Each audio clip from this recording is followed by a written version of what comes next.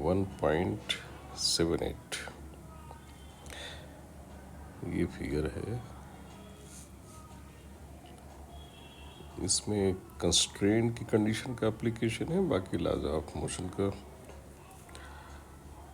इसमें दिया क्या है, ये एक वेज है, ये ट्रायंगुलर कैपिटल एम मास का, और ये दूसरा ब्लॉक है स्मॉल एम मास का। जो थ्रेड एंड पुलीज हैं दे आर आइडियल, यानी फ्रिक्शनलेस, लाइट यानी मासलेस हैं, और थ्रेड जो है ये इनएक्सेंसिबल है लाइट होने के साथ साथ। और ये सरफेस भी स्मूथ है, यानी कहीं कोई फ्रिक्शन नहीं है। ये सपोर्ट है, ये सरफेस हॉरिजॉन्टल है, ये वर्टिकल है। ये सिचुएशन में क्लियर है कि अगर इस सिस्टम को अलाउ करें चलने के लिए तो ये मास वेट की वजह से नीचे आएगा, और जब ये नीचे आएगा तो ये लेंथ रिड्यूस होगी। ये लेंथ कांस्टेंट रहनी, क्योंकि ये दोनों के लेवल फिक्स हैं। तो ये जब नीचे आएगा तो ये लेंथ रिड्यूस होनी है, तो पेज फिर राइट में चलेगा। What is question? क्वेश्चन क्या है कि ग्राउंड पे जो आदमी बैठा है, यानी ग्राउंड के रिस्पेक्ट में इस स्मॉल मास का एक्सेलरेशन पूछा गया है। तो इसमें दो चीज़ें रियलाइज़ करनी, एक तो कैसे न्यूटन सेकंड लॉ लगाएंगे या थर्ड लॉ,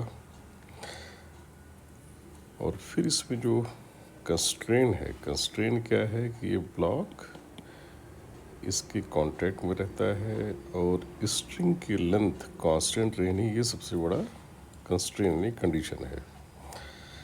और इससे हमें एडवांटेज क्या होगा, यही ज़्यादा समझना इम्पोर्टेंट, कि ये हाइट कांस्टेंट है, तो जितना ये मास नीचे आएगा, यानी जितनी लेंथ इधर बढ़ेगी उतनी इधर लेंथ कम होनी है।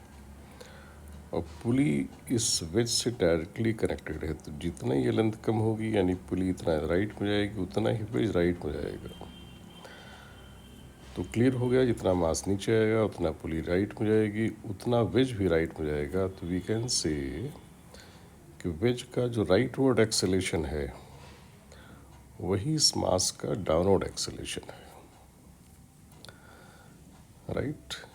बट इस मास में, छोटे वाले में, एक्सेलेरेशन दो हैं, क्योंकि वेज के साथ भी है तो वेज के साथ चलेगा, साथ में नीचे भी आएगा। तो अगर वो एक्सेलेरेशन वेज का हम लोग मानते हैं ए, तो इस मास के पास कुल कितना एक्सेलेरेशन होगा? इस मास के पास दो एक्सेलेरेशन होंगे, एक तो वेज के साथ वाला और साथ में जो एक्स्ट्रा इसके पास है वेज के रिलेटिव, दैट इज ए।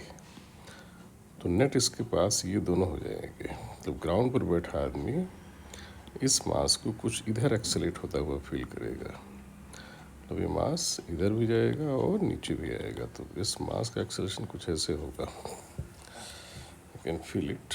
कोई चीज़ नीचे भी आ रही है, हॉरिजॉन्टली चल रही है, यानी वो एक्चुअली इधर चल रही है। तो अगर हम लोग समहाउ वेज का एक्सेलेरेशन निकाल लेते हैं, ए तो उसी का √2 टाइम्स इसका आंसर हो जाएगा। और ये पूछा गया find the acceleration of body M, ये relative to horizontal surface. Horizontal surface ये फिक्स सरफेस, तो नेट ही पूछा गया है इफेक्टिवली। तो इसमें मेन है फिर अगला स्टेप, इस कंस्ट्रेंट को रियलाइज़ करने के बाद सबसे इम्पोर्टेंट यही था कि जितना इसका एक्सेलेरेशन इधर होगा उतना इस पार्टिकल का नीचे होगा। अगर ये हमने रियलाइज़ कर लिया, फिर तो लॉज ऑफ मोशन लगाएंगे वेज पर और पार्टिकल पर। वेज पे लगाना थोड़ा टफ है, क्योंकि इसका free body diagram is slightly mistake prone, उसमें कुछ चीज़ें छूट सकती हैं। इस पार्टिकल का फ्री बॉडी डायग्राम ड्रा करना इजी है, तो पहले इसी को देखते हैं। इसका free body diagram small mass का देखें, तो इस पर क्या क्या फोर्स हैं। किसी बॉडी के फ्री बॉडी डायग्राम में हमेशा दो चीज़ ध्यान देनी चाहिए। एक तो ध्यान देना चाहिए कि फील्ड फोर्सेस क्या हैं। सारे फोर्सेस को दो कैटेगरी में बांटा जा सकता है कहीं भी, फील्ड की वजह से फोर्स लगता है और कांटेक्ट की वजह से फोर्स लगता है।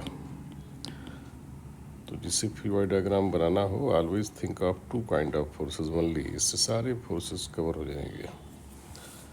Field force and contact force. Field normally gravitational होती है, इलेक्ट्रिकल होती है और मैग्नेटिक होती है। यही तीन फील्ड फोर्सेस हो सकते हैं अनटिल अनलेस कोई और नहीं दिया हो। और कांटेक्ट किसी सरफेस का हो सकता है, कोई हाथ से लगा रहा है, कोई स्प्रिंग से किसी का कनेक्शन है, स्ट्रिंग से कनेक्शन है, या किसी रॉड या बॉडी से कनेक्शन है, तो वो कांटेक्ट फोर्सेस देगा। इस पार्टिकल पर पहले फील्ड फोर्स देखते हैं। यहाँ फील्ड केवल ग्रेविटेशनल है, फील्ड फोर्स सिंपली हो गया mg। फिर है इस पे कांटेक्ट फोर्स। इस पार्टिकल का, इस बॉडी का, छोटी बॉडी का किसके साथ कांटेक्ट है? वेज के साथ है। यस, तो वेज स्मूथ सरफेस है। स्मूथ सरफेस हमेशा नॉर्मल फोर्स लगाता है, तो एक नॉर्मल फोर्स ऐसे आ गया इस पे।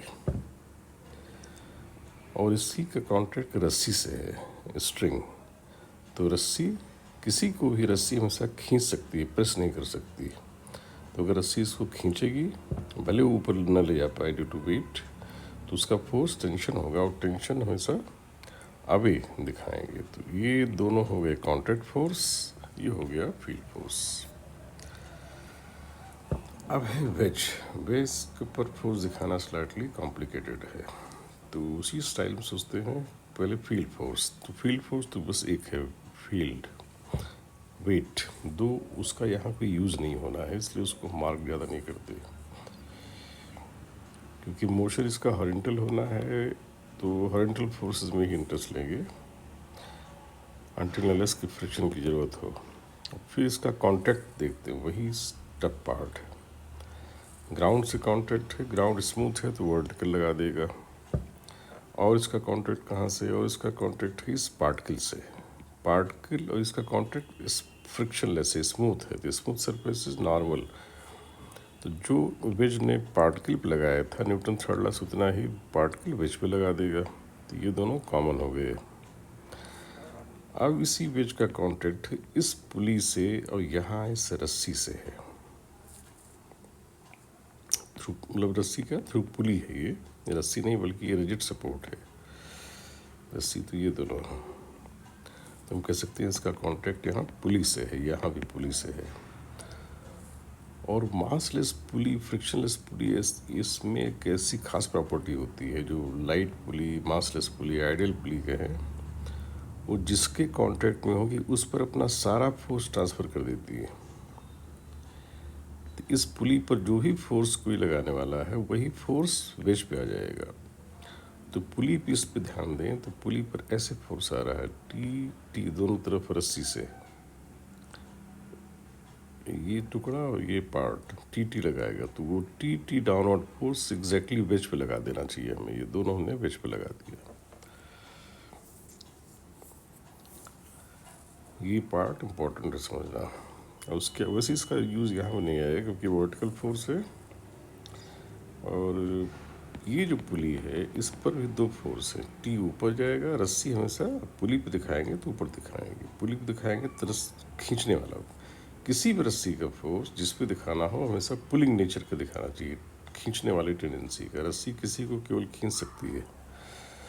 तो अच्छा, जो पुली पे लगाएंगे वही फिर, चूँकि पुली का डायरेक्ट कॉन्टैक्ट मास इस वेज से है, तो वेज पे वही फोर्स दिखा देंगे। तो वेज पे फोर्स इस थ्रेड की वजह से ऊपर आ गया और इस थ्रेड की वजह से राइट में आ गया।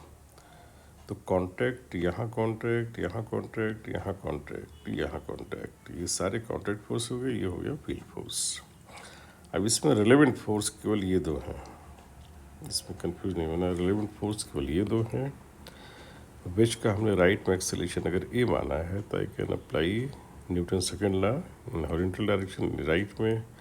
तो T minus N is equal to M A, simple equation.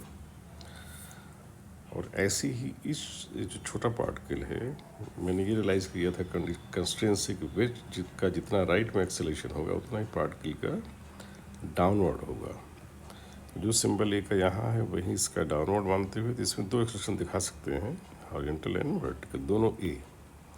फिलहाल हॉरिजॉन्टल अगर लिखें तो N is equal to M A, horizontal, इसके अलावा और कोई फोर्स नहीं है, राइट।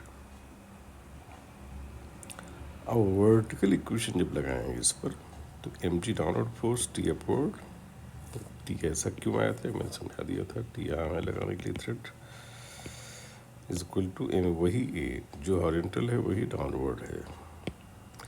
तो we have how many unknowns, T, N and A, तीन इक्वेशन हैं, तीनों से इजली सॉल्व हो जाएगा। In fact we if we add it, यहाँ ऐड करें कट जाएगा, ये भी ऐड करें तो सिंपल एक इक्वेशन आ जाएगी, ज़्यादा कॉम्प्लिकेटेड नहीं होगी, बिल्कुल इजी होगी।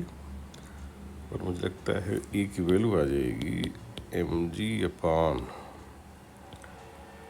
2m plus capital M, yes.